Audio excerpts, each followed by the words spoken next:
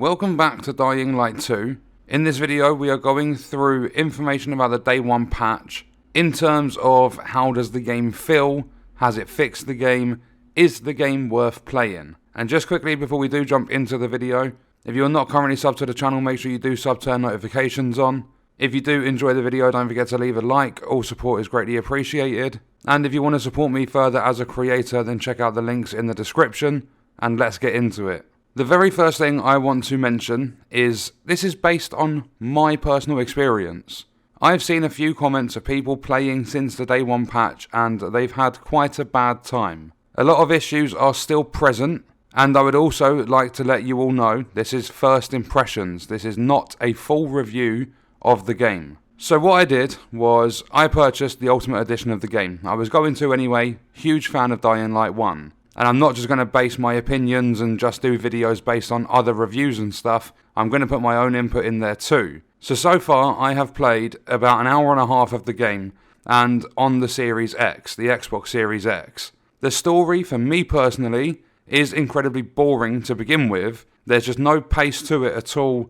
And then I also read a comment, apparently it gets good about 10 hours into the game. But you're not going to want to pay £90 for the Ultimate Edition of the game to get a few extra goodies in there for when you do play, and a story that only gets interesting about halfway through. And I say halfway through, it could take you less time, it could take you longer, but the developers said the story is around 20 hours. So for people to say about 10 hours in it gets interesting, roughly halfway through. So this game feels very similar to Dying Light 1, which is not a bad thing at all.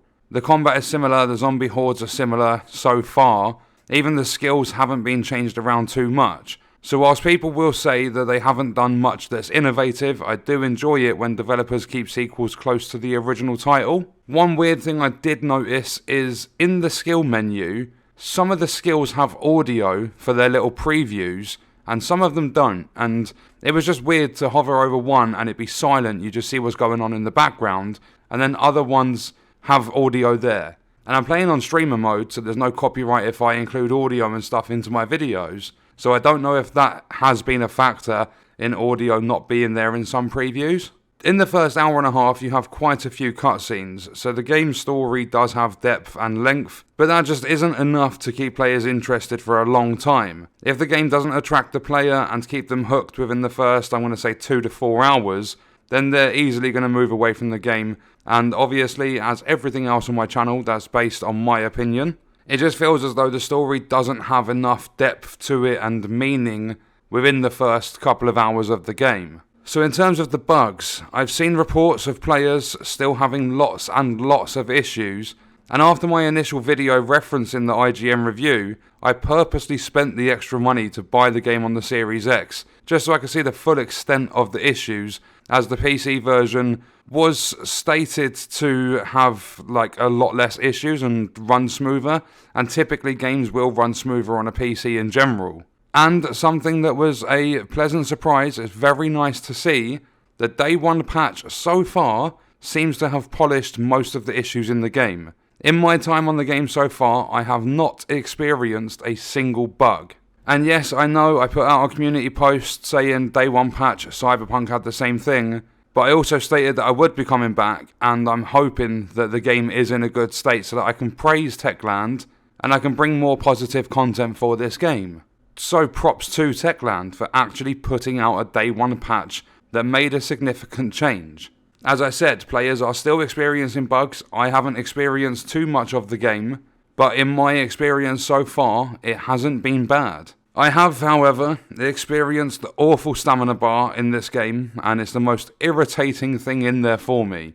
There will probably be skills that are going to help out as I progress further into the story, but even on the easiest difficulty in the game, they do not leave you much room at all for error in your parkour traversal of the game. So in terms of the game being worth playing, after 90 minutes, I will say that if you enjoyed Dying Light 1, then number 2 so far does offer very similar in terms of the gameplay.